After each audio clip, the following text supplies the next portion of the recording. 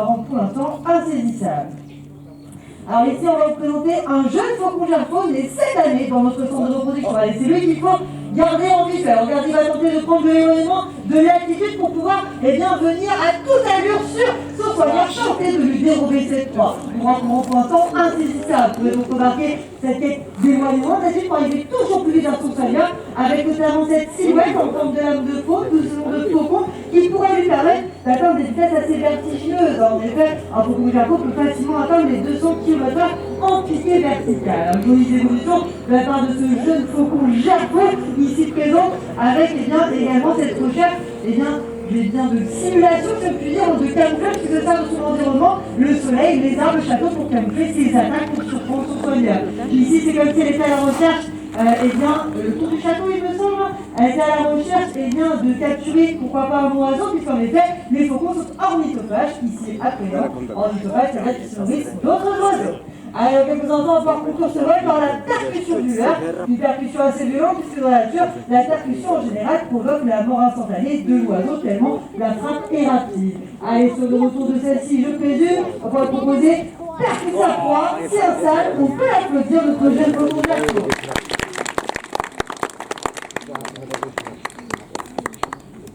Un vol qui demande beaucoup d'énergie à notre faucon. Je vous le disais, il est encore tout jeune, il est né cette année dans le centre de reproduction en avril. Donc il est encore tout jeune, est au château depuis maintenant 1 mois et demi, a commencé la reproduction depuis une bonne semaine et fait déjà très bien les choses. D'ici quelques temps, celle-ci prendra même encore plus actif que cela pour pratiquer des attaques avec des vitesses assez vertigineuses pouvant aller jusqu'à 200 km/h. Faucon gerfaun, le plus grand faucon au monde, pour atteindre les 2 kg. Un faucon donc très rapide, mais ce n'est pas le plus rapide, parce qu'en effet, le plus rapide c'est son cousin, le faucon pèlerin, qui va être chronométré à 380 km/h, ce qui fait de lui l'animal le plus rapide au monde. Alors ici, vous observer la position particulière de notre faucon, les ailes qui sont conduites sur la proie. Tout simplement, il va la couvrir, la camoufler au vu de potentiels chamardards prédateurs qui viendraient la lui dérober. Il le sait, après un tel vol, il est en aucun cas capable de défendre sa capture. Il va donc la cacher, la manger le plus rapidement possible avant de reprendre le vol et de se mettre dans un arbre tranquillement pour digérer. Ici, un soigneur a fait courtoisie à notre faucon, c'est un terme de vocabulaire traditionnel qui signifie de laisser tranquillement son oiseau se repaître de sa proie du vendredi avant de le récupérer et de le raccompagner à son emplacement pour encore une fois féliciter notre jeune faucon gerfaun bien placé. Alors aujourd'hui, les conditions sont plutôt idéales. On a ce beau soleil qui fait action depuis ce matin, soleil qui nous a plutôt manqué cet été d'ailleurs, et qui a provoqué des courants d'air chaud qui pourraient permettre, ça au conditionnel, à des aigles, particulièrement ici des aigles ravisseurs, ravisseurs, de partir en plaine et de pratiquer ce qu'on appelle le vol à voile. C'est donc utiliser ces courants d'air chaud ou les courants dynamiques provoqués par le vent pour prendre de l'altitude sans battre les ailes. Ici, on va vous proposer un mâle de partir, il y a une femelle qui va le suivre d'ici quelques instants, et donc on va laisser tranquillement partir en plaine, trouver ses courants d'air chaud, prendre de l'altitude et par la suite leur proposer des retours vers nous. Des retours, vous verrez, s'ils prennent la stature assez rapide, dignes des pratiques de chasse. En effet, aigle ravisseur, ravageur et vecteur son nom car celui-ci aime surtout ravir la proie d'autres animaux. Les rapaces sont en effet toujours à la recherche de la moindre dépense d'énergie, donc s'ils peuvent se nourrir sans chasser, ils le feront à tous les coups. Donc celui-ci s'est spécialisé dans le vol de la nourriture à d'autres prédateurs qui auront chassé à sa place. Allez, ceux-ci sont partis en plaine tranquillement, on va donc les laisser évoluer. Et en attendant, on va accueillir un oiseau, vous allez voir, assez conséquent, puisqu'en effet, on arrive ici dans le monde des aigles, des grands aigles, avec l'un des plus grands aigles au monde. Il s'agit du pigard stellaire, grisacé ailleurs. Celui-ci a pris position juste derrière vous et vient nous rejoindre. Ici, c'est Michael qui nous rejoint. Un oiseau impressionnant, 2,40 m d'envergure pour un poids en moyenne de 6 kg. Un oiseau impressionnant, l'un des plus grands aigles au monde, plus particulièrement le plus grand pigard au monde. Alors, que signifie pigard? Pigard signifie aigle pêcheur. Il va donc principalement se nourrir de poissons, mais comme tout rapace, pourra de temps à autre se faire charognard, je vous disais, toujours la théorie du moindre effort, de la moindre dépense d'énergie. Alors ici, quelque chose qui... Ah, madame, s'il vous plaît, on reste bien sur les bancs, on ne se lève pas, c'est très important. Please, stay seated at your place. Alors, vous pouvez constater, on a des ravisseurs qui commencent à prendre de l'attitude, juste en face, il commence tranquillement. Les cerfs de la voie, il n'y a pas un battement d'aile, il commence tranquillement à ses conversions à prendre de l'attitude. Avec notre petit diagnostic, quelque chose qui impressionne cette espèce, eh bien c'est ce bec. Un bec qui est totalement disproportionné. Celui-ci a en effet servi à découper sa nourriture, puisque on trouve ce pillac dans le nord de l'Asie. Et dans le nord de l'Asie, eh bien, ils sont extrêmement rigoureux. À tel point que parfois, quand celui-ci va pêcher un poisson et le temps de le ramener à la rive, il aura temps de partiellement congeler. Il faut donc un bec extrêmement puissant pour réussir à le découper. Souvent, je vous disais, on peut se faire potentiellement charognard pour tomber sur des carcasses de baleines avec une peau extrêmement épaisse, d'où ce bec très puissant. Allez, dernier retour au niveau de la boutique. Attention, tête, ça passe assez près. C'est un véritable boline, le truffidague de stellaire. Petit retour et on va le laisser. Allez, on va proposer une première rotation d'un modèle, le ravisseur en patate. Donc, tous les deux pris un petit peu d'attention juste devant vous. Je pense que vous pouvez tous les apercevoir. On va donc leur proposer un retour. Ceux-ci vont revenir vers nous en pratique de chasse, c'est-à-dire qu'ils vont commencer à se placer, à resserrer les ailes comme le premier d'entre le faire. Les deux d'ailleurs, ils vont commencer à venir tous les deux. On va commencer ces ailes qui se resserrent. On a vraiment cette accélération comme si en pratique de chasse. Pour la par exemple, avec même le léger petit virage de la fin pour rejoindre Soigneur avec le deuxième par la suite. On sent les pattes pendant l'atterrissage et je pense qu'on peut les féliciter. Ils nous ont fait une bonne petite descente. Comme d'habitude, c'est toujours le petit tour de chance pour nos aigles ravisseurs. On espère pourquoi pas qu'ils arrivent à prendre plus d'actifs que cela. Alors forcément, c'est très différent de l'été, même si on a une belle arrière-saison, et bien il y a moins quand même de différences de température qu'on peut avoir en mois de juillet, au mois d'août, où là nos aigles ravisseurs prennent facilement 1000-1500 mètres d'altitude. Allez, on va donc laisser tranquillement évoluer et en attendant, on va passer en Afrique. Et l'Afrique, c'est tout d'abord, vous allez le voir, un oiseau assez atypique puisqu'en effet, il ne ressemble à aucun autre rapace. Il s'agit du messager sagittaire, Cycrétare, qui nous rejoint. Ici, c'est Namibia qui va nous faire acte de présence. On va pouvoir constater déjà que c'est un oiseau assez particulier qui en effet souvent est confondu avec la famille des échassiers, tels les cigognes ou encore les grues. Et pourtant, il s'agit bien d'un rapace. Un rapace tellement particulier qu'il est le seul dans sa catégorie.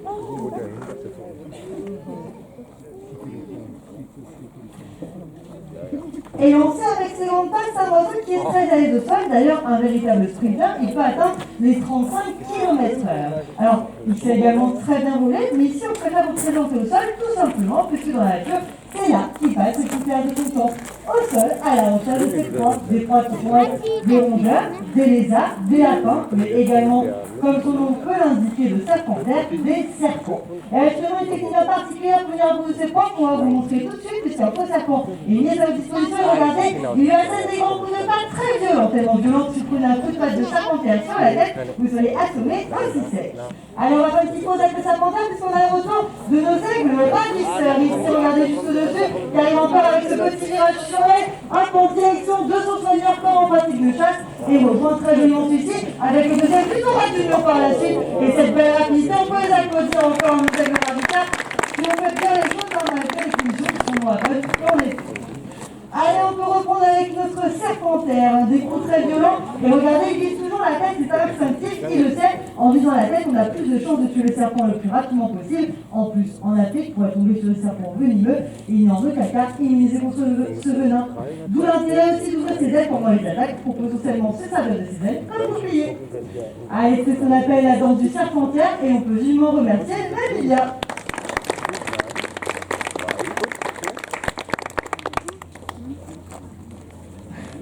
Après, ils ont les poches. Alors pour la suite, on va rester en Afrique pour maintenant passer dans le monde des charognards, les vautours. On va donc rappeler les consignes, on reste bien assis, on ne se déplace pas pendant ce tableau, puisque les vautours vont faire du vol de proximité, passer au ras de la tête. Please everybody, don't move, stay sit at your place, it's very important. Thank you very much. Allez, c'est bon, on va commencer à accueillir des vautours. Pour l'instant, les premiers individus nous ont rejoints. On va pouvoir avoir des petites espèces comme des bœufs constatés, mais également des oiseaux beaucoup plus opposants. Et on va les présenter au fur et à mesure qu'ils vont nous rejoindre. On a justement ici, tout d'abord, le vautour à dos blanche, Père Gaillard. Celui-ci facilement reconnaissable à ce dos blanc qui apparaît durant ses traversées. On aura également le petit vautour à capuchon qui appelle Gaillard avec la tête légèrement rosée, une tête qui peut largement changer de couleur en fonction de son humeur, passant de tout blanc si apeuré à tout rouge si énervé. On a également nos deux vautours à tête blanche qui sont d'ailleurs en retour. Ceux-ci sont partis en pleine comme nos aigles ravisseurs pour nous proposer également de belles renaissances. Comme nos aigles ravisseurs, mais forcément à moindre vitesse, ici nous sommes avec des charognards, on n'a pas besoin de se presser puisque les proies ne risquent pas de s'envoler. On aura également le retour Palmis Gaillard, celui-ci blanc, bouset noir, a la particularité d'être un retour qui peut potentiellement se nourrir de fruits quand il ne voit pas assez de viande pour se nourrir. Le fruit du palmier, nous serons de retour Palmis. On aura également le vautour fauve, Gansé Gaillard, celui-ci est bien 2,80 m d'envergure pour un poids de 7 kg. Un vautour qu'on peut retrouver en Afrique, mais également en France, dans les Pyrénées ou encore dans les CEN. On aura également le vautour de Ruffel, un noir tacheté de blanc. Alors celui-ci a le record d'altitude qui a été observé à 11 000 m d'altitude dans la nature. Imaginez, c'est l'altitude où les avions de ligne volent. C'est d'ailleurs un avion de ligne qui a croisé ce vautour. Et pour finir, petite info, puisque celui-ci on ne le trouve pas en Afrique, mais en Amérique du Sud, c'est l'urubu à tête noire, Gaillard. Celui-ci d'ailleurs a un vol très différent des vautours africains, beaucoup plus dynamique. Allez, je vais présenter tous ces vautours, maintenant on va s'intéresser à leurs différentes caractéristiques. Constatez, observez que chez tous ces vautours, on a toujours une tête, voire même un gros, totalement démonté de plumes. Et ce, pour pouvoir mettre la tête dans les carcasses sans se souiller. On pourra d'ailleurs observer également une collerette de duvet sur certains d'entre eux, qu'on voit bien chez le vautour de Ruffel, puisqu'elle est bien blanche. Il s'agira de bavard naturel pour empêcher au sang de venir souiller le reste du plumage pendant son repas, ce qui pourrait lui apporter des parasites, puisque ce serait plus difficile à nettoyer pour lui. Avec encore un vautour à tête blanche, qui vient nous rejoindre au ras du mur. On peut voir également ces glissades très différentes de ceux des aigles ravisseurs. Vous pouvez constater également que les vautours ont cette physionomie avec des ailes extrêmement larges, tout simplement pour avoir une meilleure portance au niveau du vent et utiliser les courants d'air chaud, comme on le fait ici, nos vautours à tête blanche. Ainsi, dans la nature, on prend beaucoup d'altitude et ainsi plus facilement observer, trouver des carcasses sur leur territoire. Allez, les vautours vont d'ailleurs commencer un à un à regagner leur placement. Attention encore au passage de certains au ras de vos têtes. Alors d'ailleurs, les vautours, c'est également des oiseaux avec un bec extrêmement puissant, tout simplement pour réussir à découper les carcasses qu'ils vont retrouver. Imaginez en Afrique, on va tomber sur des carcasses d'hippopotames et la peau sainement peut dépasser les 5 cm d'épaisseur. Il faut donc un bec extrêmement puissant pour réussir à découper ses nourritures. Allez, on a encore le retour de certains de nos vautours. On va donc encore observer ces morphologies bien particulières sur ces oiseaux qui sont souvent très méconnus. Avec le vautour Palmis, je vous disais très particulier pour se nourrir de fruits. D'ailleurs, c'est un des rares vautours qui n'a pas vraiment la tête déplumée, vraiment que le bas de la tête avec les yeux. Le reste est quand même très plumé, ce qui est assez rare chez un vautour. En effet, on est ici sur un vautour qui est quand même extrêmement particulier. Déjà, il peut se nourrir de fruits, ce qui pour un rapace, tout simplement, est très rare, encore plus pour un vautour qui est charognard. Alors les vautours d'ailleurs sont aussi des oiseaux qui ont très peu de force dans les pattes, tout simplement parce qu'ils n'en ont pas besoin, ce ne sont pas des chasseurs, n'ont pas besoin d'être armés en conséquence. On a donc des pattes avec beaucoup moins de force que des aigles par exemple, et avec des doigts courts, les serres très courtes et surtout bien peu aiguisées, car ils n'ont pas besoin de chasser. Allez, je pense qu'on peut déjà féliciter nos vautours qui ont très bien fait les choses.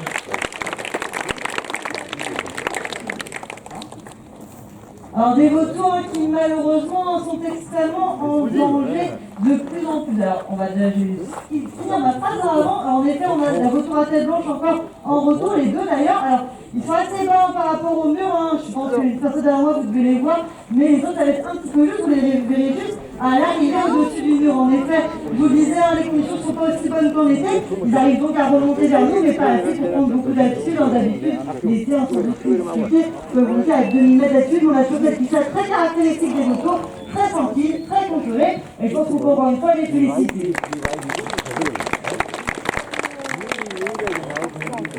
Donc je vous le disais, les vautours sont malheureusement une espèce qui est extrêmement en danger et sur absolument tous les continents, non pas seulement en Afrique.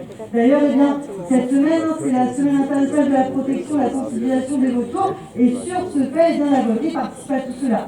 Tout d'abord, je vous invite tout à l'heure, après la représentation, à venir assister à une animation sur les vautours pour en apprendre un peu plus sur ces oiseaux. Et bien évidemment, durant cette semaine, une partie des billets est reversée directement aux associations pour la protection des vautours. Vous invite donc après la représentation à 16h20 à venir assister à cette représentation, 15h50 aujourd'hui, assister à cette animation pour en apprendre un peu plus sur ces vautours et sur les dangers qui pèsent malheureusement sur ces espèces. Alors d'ailleurs, des vautours, on va encore en accueillir un, mais vous allez voir, celui-ci, il est un peu particulier, puisqu'en effet, c'est le plus grand vautour au monde. On va maintenant passer en Amérique du Sud pour accueillir le condor des Andes. Et justement, si vous êtes face du château, c'est Arthur qui vient nous rejoindre, notre condor des Andes. Un oiseau impressionnant. Et on va vous proposer, pour ceux qui le souhaitent, de pouvoir l'accueillir sur vos genoux. Donc pour ceux qui s'intéressent, je vous demanderai de vous asseoir, le dos contre les bancs, les jambes bien serrées, bien tendues, et Arthur viendra marcher sur vos genoux pour montrer bien que les vautours ont des pattes totalement inoffensives. En effet, je vous disais, ce ne sont pas des chasseurs, ils n'ont pas armé en conséquence. Donc allez-y, je vous en prie, ceux qui le souhaitent, asseyez-vous devant les bancs pour participer à cette approche avec nos vautours. Allez, n'hésitez pas.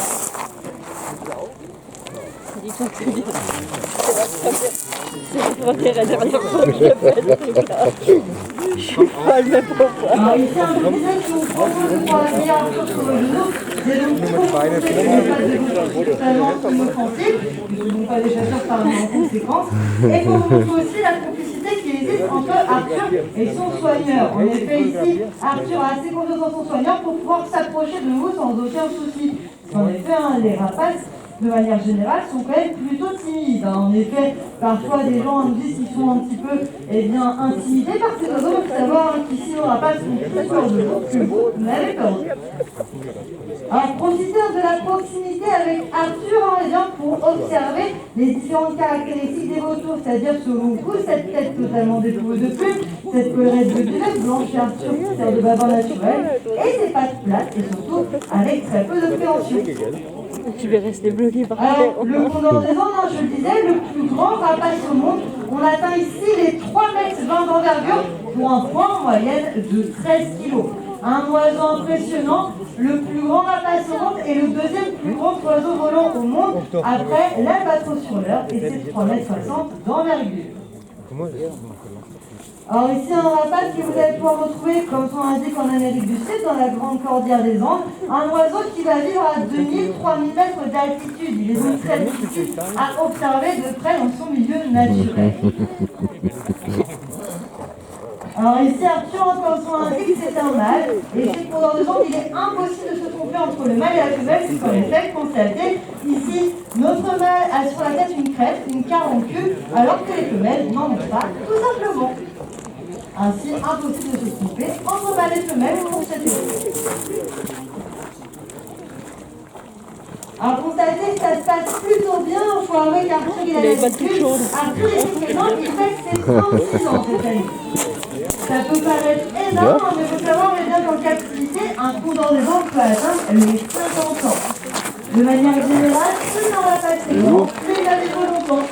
Ainsi, une fois les fêtes, on rappelle plutôt les 10-15 ans en captivité, tandis qu'un condor, les 50 ans. D'ailleurs, le record, c'est un condor de Californie, en haut de San Diego, qui est mort à l'âge de 58 ans. Alors, bien évidemment, cette expérience de vie est plus longue en captivité, tout simplement parce qu'ici, il y a beaucoup moins de danger que dans la nature. On ne va pas avoir d'empoisonnement, que ce qu'il soit volontaire ou non volontaire, de tirs illégaux, et bien évidemment, même quand nos oiseaux sont dans leur vieil âge, ils vont pouvoir continuer à vivre jusqu'à leur dernière vie, ce qu'on a appelé pas le cas, puisque un oiseau, un rapace, ça c'est plus levé, il y a forcément plus de chances qu'il survive très longtemps. Kleine Vögel. Allez Arthur, on a quasiment fini avec ce petit tour. On a constaté que c'est très bien passé. Bien, la seule chose qui peut déranger chez Arthur, c'est son poids quand même, de 12 kilos. On sent un peu passer, mais sinon, au niveau des pattes, il n'y a aucun souci. Vraiment, vous ne bougez pas, vous ne déséquilibrez pas, vous ne voulez pas qu'il existe, il n'y a aucun souci. 12 kilos. Cool.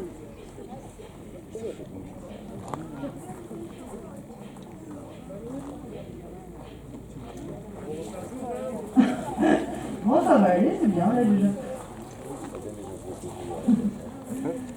Allez, ici,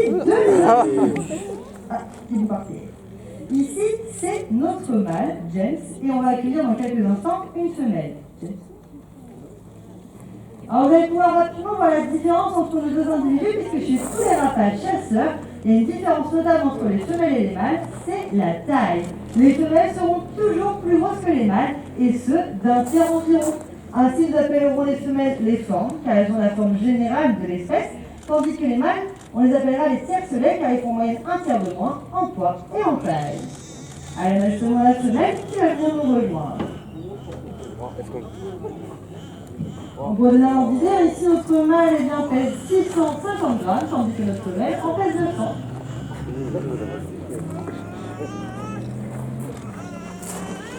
Alors ici, ce n'est pas un couple qu'on vous propose et pourtant on arrive à les faire évoluer ensemble. Tout simplement puisque la buse de Harris est l'un des rares rapaces chasseurs qui vivent en groupe, en communauté. Ainsi, on peut faire évoluer plusieurs individus sans aucun souci. D'ailleurs, dans la nature, on les retrouve généralement en groupe de 5 à 7 individus. On y retrouvera une femelle accompagnée d'un ou plusieurs mâles et des jeunes de l'année précédente. Les oiseaux qui ont donc trouvé divers avantages à vivre en groupe. Tout d'abord, quand on vit à plusieurs, on peut chasser à plusieurs. Et quand on chasse à plusieurs, on a plus de chances d'attraper des proies plus grosses et des proies plus nombreuses. L'autre avantage, c'est durant l'élevage des jeunes, durant que certains individus partent à la chasse pour justement nourrir ces petits, et bien l'un des adultes peut rester auprès des jeunes pour les surveiller, pour les protéger. Ainsi, beaucoup plus de chances de réussite de la nicher. Ja, met super. Und ich bin besonders, gell? Wow, das ist aber genau bei dir. Alors évidemment, nos rapaces, ce sont de véritables sportifs. Ici, ils volent tous les jours, s'il n'y a pas de talent naturel. Ils ont donc une ration alimentaire bien précise à respecter. Donc quand on est éduqué avec un, on pensera à les rentrer. Et c'est forcément continuer à avoir une deuxième fois dans la journée, dans tous les cas, et une vraie lendemain. J'ai mis, on peut féliciter les plus arrivés ainsi que les enfants. Ils ont fait évoluer, bravo à vous.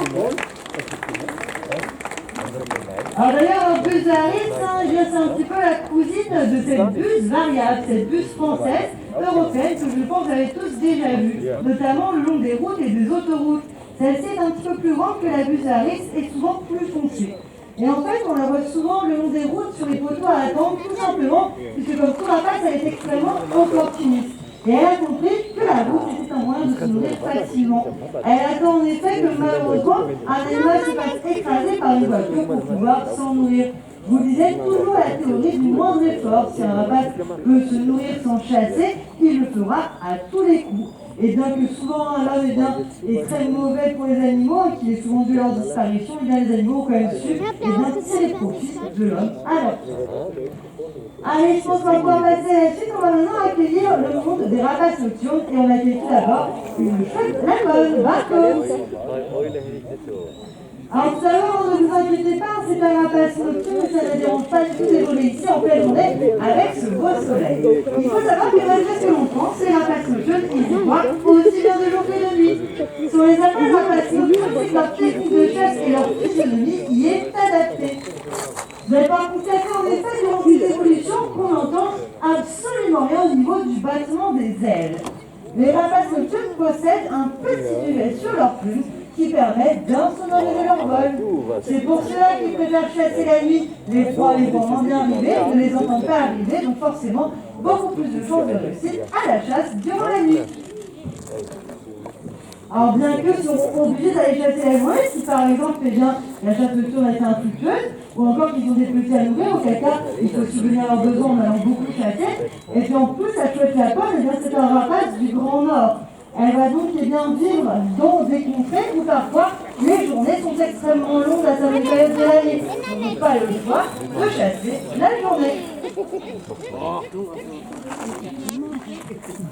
Alors, on va proposer un dernier retour à notre chouette lapone. Barcos, ça complète encore une fois ce vol totalement silencieux, caractéristique des rapaces nocturnes. Et je pense qu'on peut féliciter notre chouette lapone.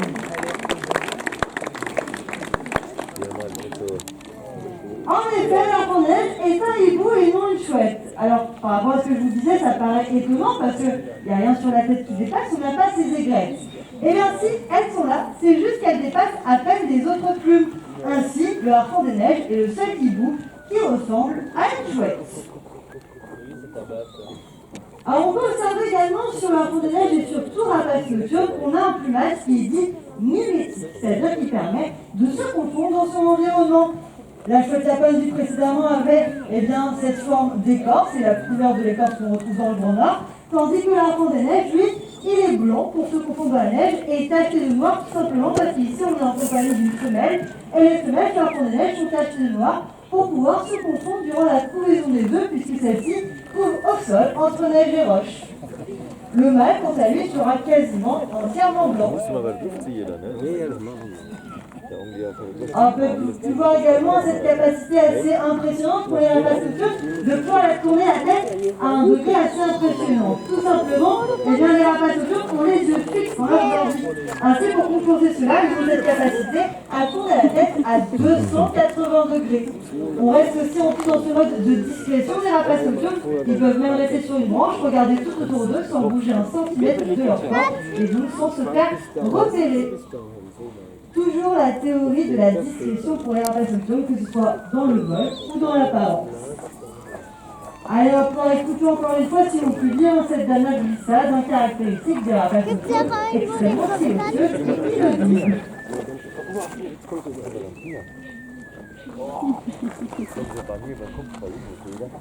Et on peut vivement féliciter Marguerite.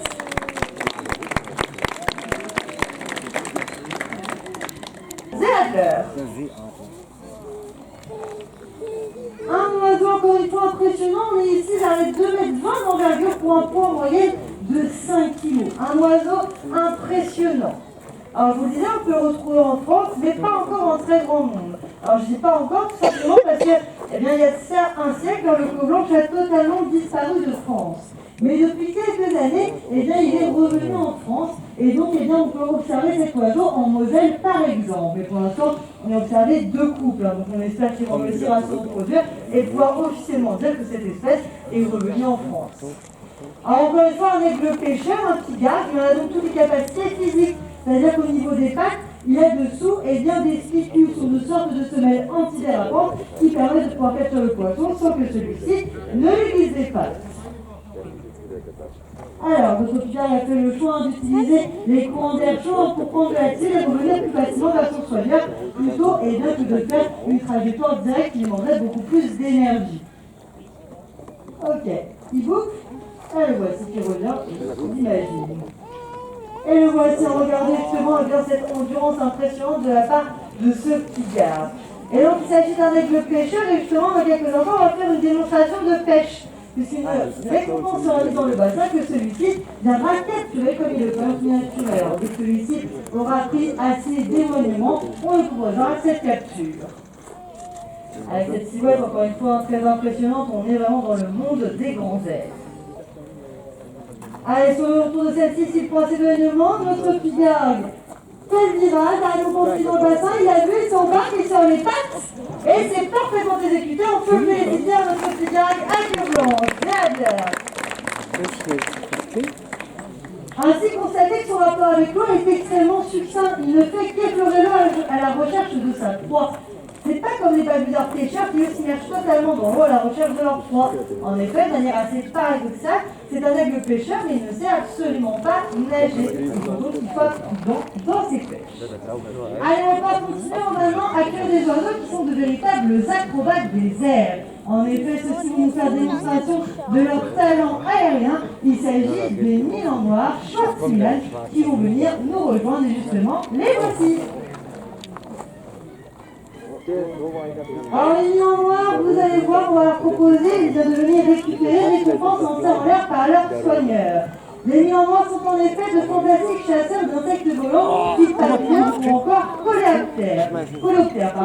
On va donc bien lancer des récompenses pour simuler cette action de chasse. Vous avez constaté, et bien qu'on leur propose différentes formes de capture, parfois tout là-haut dans les airs, parfois dans la trajectoire et même tout là-haut en retournée acrobatique. C'est très multiple. Constatez d'ailleurs que la récompense est faite, c'est toujours à l'aide des pattes, à l'aide des serres. Ensuite, la nourriture est quasiment immédiatement amenée au bec. Ainsi, le Milan noir n'a pas besoin de se poser à chaque fois pour se nourrir, ce qui lui économise une énergie considérable puisque le décollage est ce qui demande le plus d'énergie au rapace. Alors, pour observer un Milan très différent celui du bassin, roux avec la tête blanche, celui-ci c'est le Milan de Brahme, aussi appelé Milan sacré. Alors, il est spécialisé dans l'action de pêche, il donne une récompense dans le bassin qui viendra capturer, comme notre filière vu précédemment, mais forcément en moindre mesure. Celui-ci en nature chassera plutôt les Allemands. Alors, les Milan noirs sont des rapaces qu'on trouve sur tous les continents, hormis les pôles bien évidemment. Et donc, vous avez sûrement déjà vu, en France, on les retrouve durant l'été, alors que l'été, puisque ce sont des rapaces migrateurs. Durant l'hiver, retourneront dans des climats plus chauds, Espagne ou encore Afrique pour l'abondance de nourriture qu'on y trouvera. Bien que l'on peut constater de plus en plus de nuances sédentaires, notamment dans le sud de la France, du réchauffement climatique. Ce sont en plus des oiseaux qui sont extrêmement chaparleurs, ils vont ouvrir la nourriture à d'autres animaux ou encore fouiller dans les poubelles, c'est très multiple. Avec un joli balai aérien de la part de Milan noir qui pourra être conclu par un œuf de retournement, un œuf acrobatique. Dès qu'un 200 en retour, celui-ci devra se retourner totalement comme ici pour récupérer sa récompense. On peut féliciter nos Milans noirs. C'est joli.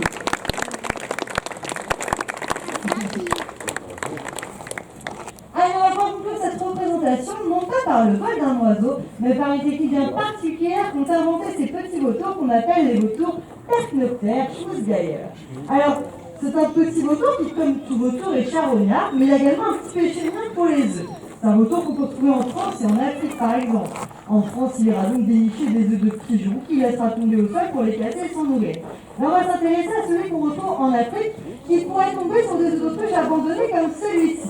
Mais comment va-t-il faire pour casser ces œufs, sachant que les autruches s'anichent au sol, impossible de les laisser tomber pour les casser, et que c'est extrêmement solide?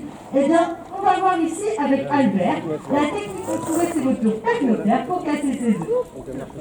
Et voici justement Albert qui vient nous rejoindre. Albert va donc évaluer son environnement et très rapidement trouver la solution. Il va en effet s'emparer d'un caillou, d'un galet. Et il le sait, s'il le lance avec assez de force, de précision et de conviction, il pourra casser cet œuf et se régaler ce qui se trouve à l'intérieur. Oui. Alors évidemment, ce n'est pas un véritable œuf d'autruche, c'est un œuf en plâtre que nous fabriquons tous les matins. Les dimensions sont respectées, la coquille est plus fragile pour ne pas que cela dure 3 heures, n'est-ce pas Albert? Pas mal. Alors ici, on constate qu'il a tendance à choisir le caillou, celui qui semble le plus adapté, tout simplement parce que le choix du caillou est très important. Il en faut un qui est assez lourd pour faire des dégâts, mais pas trop pour pouvoir quand même le porter. Ainsi, dans la nature, ils sont capables de faire des centaines de mètres après avoir trouvé l'œuf à la recherche du caillou idéal.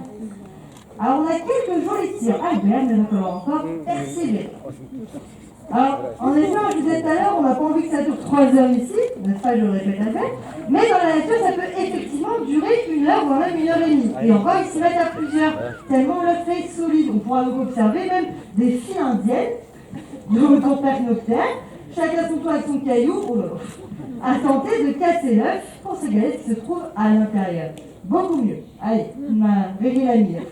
Joli coup. Alors, fais voir, il n'y a pas encore de fissure, il va falloir persévérer. Hop, je te tiens bien pour pas qu'il glisse. Okay.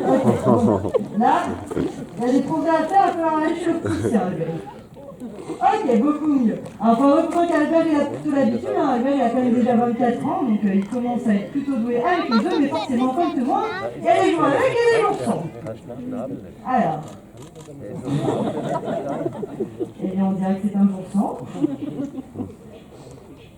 Ah, c'est mieux. Écoute, je te le replace parce que ça n'arrête pas de bouger, il n'arrête pas de tourner. Je te le mets bien là, sans taper mes doigts s'il te plaît. Un pansement, ça suffit. Et voilà, c'est pas besoin de les équiper. Albert nous prouve donc que les vautours partenoptères sont capables d'utiliser les outils, que donc l'utilisation d'outils n'est pas réservée aux humains ou encore aux primates. Celui-ci a trouvé une source de nourriture très conséquente et donc une solution de la manger sans encore une fois trop dépenser d'énergie, il ne peut pas voler. Et bien c'est donc avec Albert que nous finissons cette représentation en espérant que vous avez passé un agréable moment en notre compagnie et que nous vous souhaitons